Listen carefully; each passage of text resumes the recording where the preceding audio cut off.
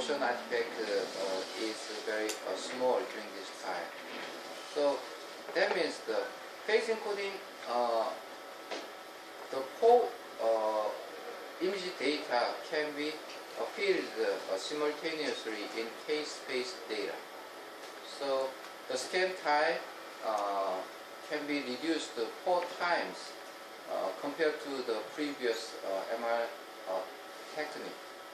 So using this techniques, the scan time can be reduced. In previous techniques, repetition time cannot be controlled because the repetition time is determined by the RR interval. Okay? But using these techniques, even though the repetition time cannot be reduced, the whole obtained MR data is filled the k-space simultaneously. The scan time is reduced 4 times. So this technique is called as phase encoding grouping, and the abbreviation is PEG. So PEG is the same as the terminology of segmented k-space, and this is the same principle of fast spin echo. This is the example of PEG group technique. And triple IR means the preparation, magnetization preparation technique uses the three inversion recovery pulses before the phase encoding this cardiac imaging technique. So I think this is not important in this class. It's just an example of the cardiac imaging technique. Okay. So this slide shows an example of cardiac imaging. Left ventricular fibroma is a kind of cardiac disease. So this is the T1 weighted spin echo image and the triple IR image and the T1 weighted spin echo image after the injection of MR angio contrast agent. So it's just an example of cardiac imaging.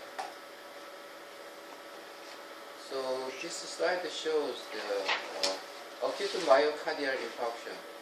Infarction means that the vessels has stenosis, so the insufficient blood flow so the cardiac muscles are damaged due to the insufficient blood flow. So in that case, there are some bright signals in the septum of cardiac muscles, and perfusion means that there are some blood flow signal problems here. So the dark band in the cardiac septums appeared due to the acute myocardial infarction, and this is delayed enhancement means that the image is obtained after the MR contrast agent injection, and the delay time is about 1 or several hours. So the contrast agent is some conventionally contrast agents are washed out, but in the abnormal tissues has the MR contrast agent remains here. Okay. So using these techniques, clinicians diagnose the acute myocardial infarction.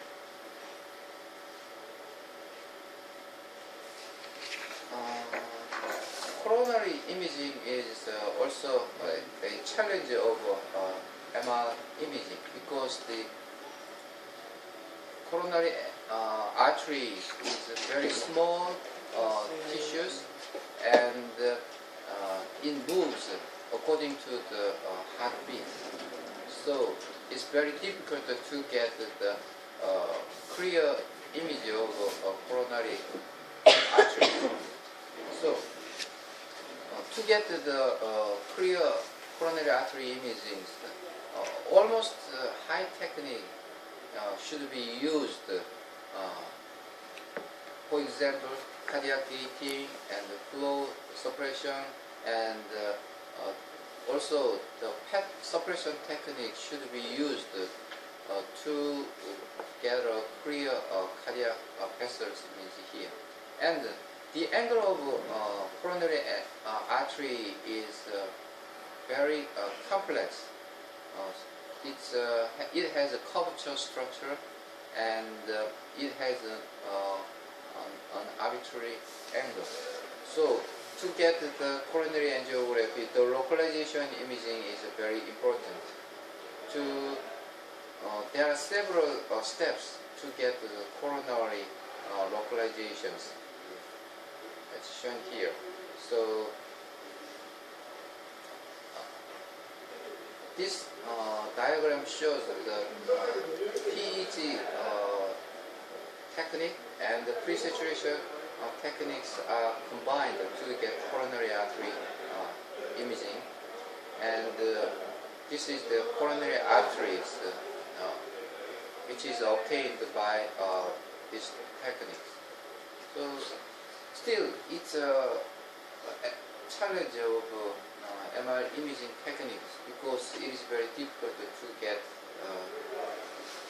high quality MR angiography which is available for the cardiac clinicians. So I think still it's just used for research techniques, not for the clinical applications. Okay. Okay. So this slide shows an example of coronary arteries. This is just I'm sorry. This is just the actual image of a heart. So you can see the coronary artery here, here, here. The arrow shows the coronary artery. So it's a very small, and it's surrounded by the large heart chambers. So it is very difficult to get the coronary artery using MIP or conventional techniques. So, but by particular localization techniques, we can get the coronary arteries like this, shown here. This is very beautiful coronary artery vessels shown here. It's just a demonstration image. So I think this image is obtained by the many trials. Okay.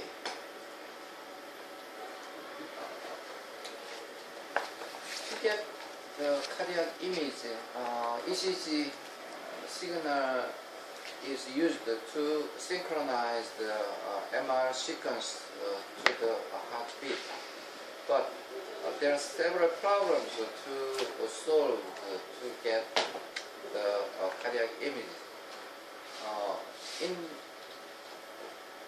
Even though the normal ECG signal is obtained in the outside of MR room, but in the magnet the ECG waveform sometimes distorted like this. This T wave is severely distorted due to the ion component of blood and the mutual interaction between strong magnetic field and ECG causes the T wave distortion. So this enlarged T wave pretends the triggering the R wave because they have the same amplitude. So that means that the R wave detection algorithm should be used to exact triggering, synchronize the MR signal sequence to the ECG signals. So this is the common problem to get the heart images. So another solution is that the ECG lead wire is twisted to reduce the interaction between magnetic field and ECG signal flowing through the ECG lead wires. Okay. So it's another. It was another problem to get the heart imaging, but nowadays, recently, these problems are almost solved using several DSP algorithm and other hardware techniques. Another instrument can be used to synchronize the heartbeat and MR sequence. The peripheral pulse gating technique is shown in this slide. The peripheral pulse signal can be obtained from the finger, depending on the contents of oxygen level in the blood. So, according to the heartbeat, the oxygenation in the blood has the different pressure in the vessels, and that causes the peripheral pulse signals. The principle of peripheral pulse gating is shown here. So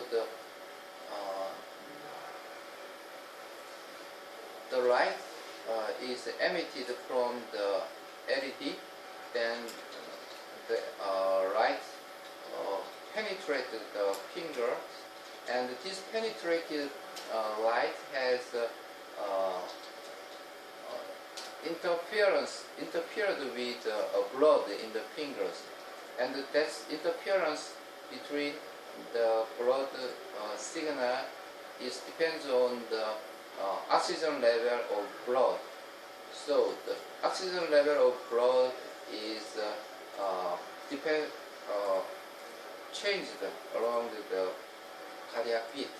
So the received signal is shown here.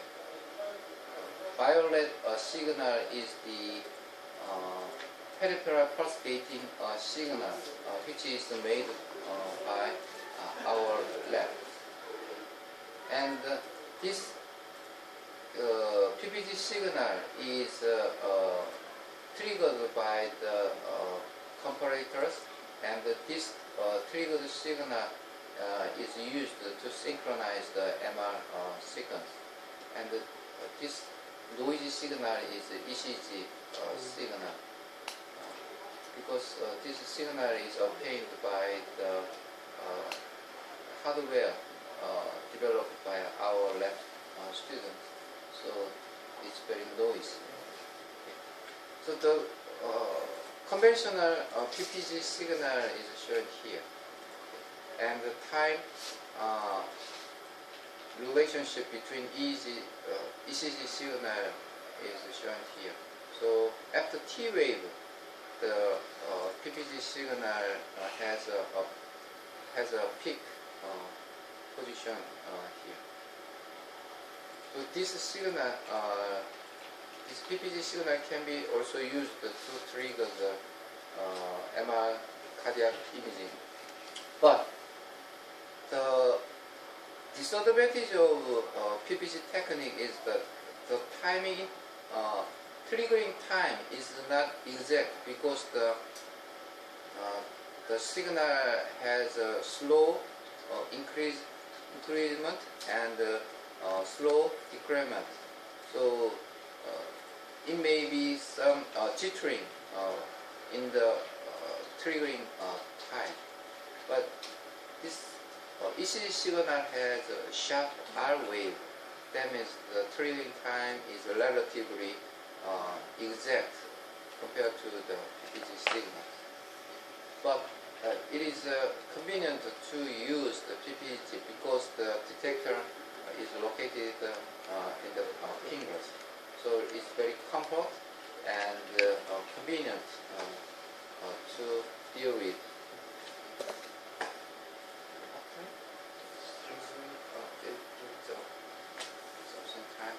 So this slide shows the MR physiologic imaging means that for the moving organs, the imaging technique, appropriate MR imaging technique should be applied. For the respiratory motion has the longer than 1 second. So during this, for the respiratory motion artifact, the scan time should be less than 1 second. So to overcome the motion artifact, the fast imaging technique should be applied. So the cardiac